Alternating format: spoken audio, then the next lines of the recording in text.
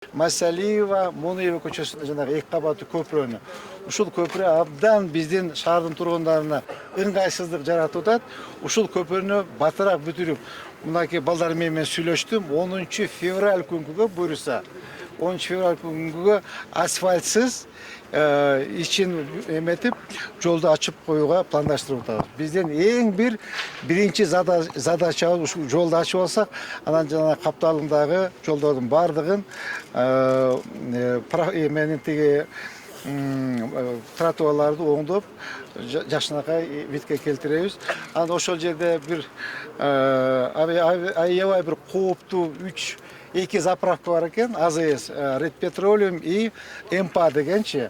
Ал жерде бул жагында Мунара деген 12 этаж кабаттуу үй турат, бул жагында Нурзаман үйү турат, аябай кооптуу экен.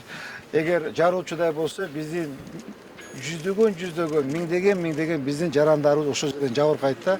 Бир адамдын бизнеси деп, бир адамдын чөнтөгү деп, канча деген биздин жарандарыбыз жабыркайт. Ошон үчүн ал кишилердин да ээлери менен азыр түшүндүрүү иштерин баштап, башка жерден ал жерден, во-первых, тыгынды создавать этет экен, биринчиден элге аябай кооптуу экен, экинчиден тыгынды автомобильный тыгынды создавать этет экен.